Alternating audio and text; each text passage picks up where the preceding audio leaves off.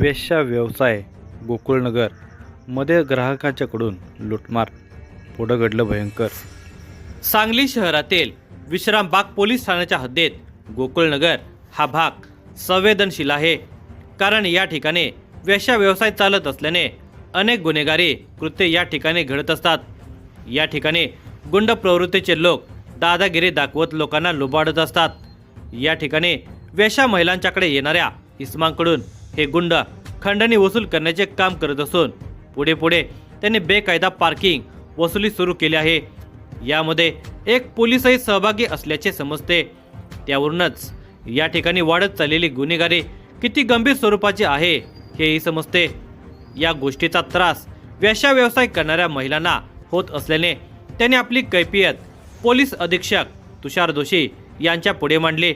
त्यांनी कारवाई केल्याने काही अशी खंडणी वसुलीचे प्रकार थांबले, पण याचा राग या वसुली करणाऱ्या गुंडांना आला। या ठिकाणी राहणाऱ्या चैतन्य तोरणे यानेच पोलिसांना खंडणी वसुलीची माहिती दिली असावी असा संशय या खंडणीखोरांना आला आणि चैतन्य तोरणेचा खून झाला। या धक्कादायक घटनेचा सविस्तर वृत्तांत पुढे पाहण्या अगोदर जर तुम्ही या चॅनेलवर जर नवीन असाल तर प्लीज आपल्या या मराठी चॅनेलला नक्की सबस्क्राईब करा। सांगली रेल्वे स्टेशन जवळ असणारे गोकुळनगर ही वेश्या वसाहत आहे। या महिलांसाठी सामाजिक संघटना विविध उपक्रम राबवत असतात। त्यांच्या आरोग्याची काळजी घेतली जाते। या ठिकाणी कर्नाटक राज्यातून तसेच इचलकरंजी, कोल्हापूर, निपाणी, कागल, सातारा अशा विविध ठिकाणाहून लोक येत असतात। या महिला संघटित नसल्याने गुंडांचे फावते। या ठिकाणी आलेल्या लोकांना लुटण्याचे बरेच प्रकार इथे घडतात। तसेच बेकायदा पार्किंग वसुली देखील केली जाते। याआधी पोलीस अधीक्षक दिलीप सावंत यांनी या गुंडांना हद्दपार करून कायद्याचा हिसका दाखवलेला होता। या गोकुळनगरच्या आसपास राहणारे लखन इसरडे, राकेश कांबळे, कृष्णा उर्फ मुतक्या कांबळे, करण शिंदे, महेश नाटेकर, सुनील उर्फ मुक्या खडते व त्यांच्या साथीदारांनी वेश्यावस्तीमध्ये नंगानाच घातला होता। या घटनेमुळे वेश्या महिला त्रस्त झालेल्या होत्या। पोलीस ठाण्यात तक्रार दिली तर या गुंडांना धार्जिन असणारा पोलीस कर्मचारी येऊन मांडवली करायचा आणि निघून जायचा। गुंडाविरोधात कोणतीही कारवाई केली जात नव्हती। त्यानंतर सर्व महिला एकत्र झाल्या आणि त्यांनी पोलीस अधीक्षक तुषार दोशी यांना भेटून आपली सारी कैफियत मांडली।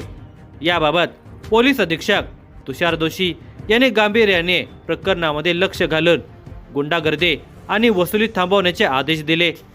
यानंतर सारे काही सुरळीत चालू होते। लूटमार, पार्किंग वसुली बंद झाली। दिनांक 13 जुलै 2026 रोजी लखन इसरडे, राकेश कांबळे, करण शिंदे, सुनील उर्फ मुक्या खडते, कृष्णा उर्फ मुतक्या कांबळे यांनी गोकुळनगरमध्ये एका इसमाला मारहाण केले। त्याबाबत महिलांनी लखन इसरडे व त्याच्या साथीदारांना जाब विचारला। या घटनेबाबत चैतन्य तोरणे हा कारणीभूत असल्याचा संशय लखन इसरडे याला होता। त्यावेळी लखन इसरडे व त्याच्या साथीदाराने चैतन्य तोरणेसोबत वाद करून त्याला ठार मारण्याची धमकी दिली। या साऱ्या घटनेनंतर लखन इसरडे व त्याची गँग कार्यरत झाली। लखन इसरडे व त्याची गँग गुन्हेगारी प्रवृत्तीची असून त्या गँगवर खून, दरोडा, जबरी मारहाणीसारखे असंख्य गुन्हे दाखल आहेत। लखन इसरडे व त्याच्या गँगने ठरवले की आता चैतन्याला सोडायचे नाही। दुसऱ्या दिवसापासून चैतन्याचा पाठलाग सुरू झाला।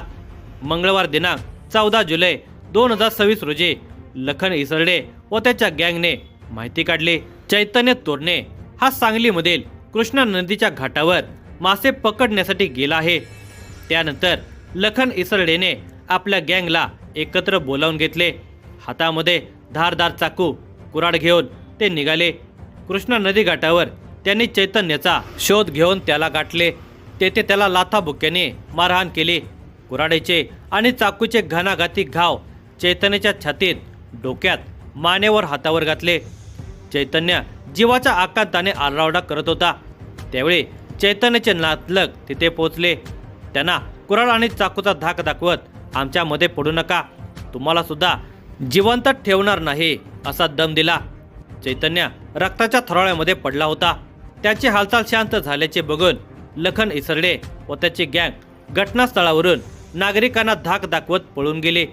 कृष्णा नदी घाटावर तरुण मुलाचा खून झाल्याची माहिती हवालदार गौतम कांबळे यांना मिळताच त्यांनी ही घटना सांगली शहर प्रभारी पोलीस निरीक्षक अरुण सुगावकर यांना सांगितले. थोड्याच वेळात ते आपले पथक घेऊन घटनास्थळी दाखल झाले. या घटनेची माहिती मिळताच पोलीस अधीक्षक तुषार दोशी, अप्पर पोलीस अधीक्षक कल्पना बारवकर, उपअधीक्षक संदीप भागवत व पोलीस निरीक्षक संजीव झाडे घटनास्थळी आले. पंचनाम्याचे सोपस्कार पार पाडून मृतदेह सांगली सिव्हिल हॉस्पिटलला विच्छेदनासाठी पाठवून देण्यात आला. पोलीस निरीक्षक अरुण सुगावकर यांनी या घटनेचा तपास हाती घेतला. या घटनेतील हल्लेखोर कोण असावेत याची माहिती घेतली. काही संशयितांची नावे मिळाली.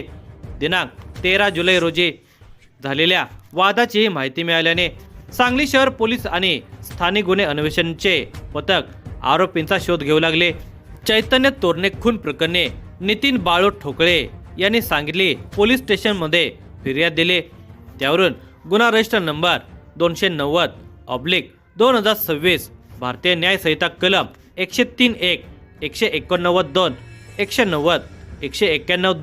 190, 191(2), 191(3), 115(2), 351(2), 351(3) सह आर्म ॲक्ट 4, 2527 सह 1-3-135 नुसार संशयित आरोपी लखन पंडित इसरडे राहणार टिंबर एरिया सांगली, राकेश शामराव कांबळे राहणार न्यू टिंबर एरिया नवीन वसाहत सांगली, कृष्णा उर्फ मुतक्या कोरणनापा कांबळे राहणार संजय गांधीनगर झोपडपट्टी स्वस्तिक वे ब्रिज मागे भीमनगर सांगली, करण किशोर शिंदे राहणार स्वस्तिक वे ब्रिज मागे भीमनगर सांगली, महेश विजय नाटेकर राहणार Sambhaji colony timber area Sangli, Sunil उर्फ मुक्या निलापा खडते राहणार टिंबर एरिया नवीन वसाहत सांगली या सर्वांच्या विरोधात गुन्हा दाखल झाला.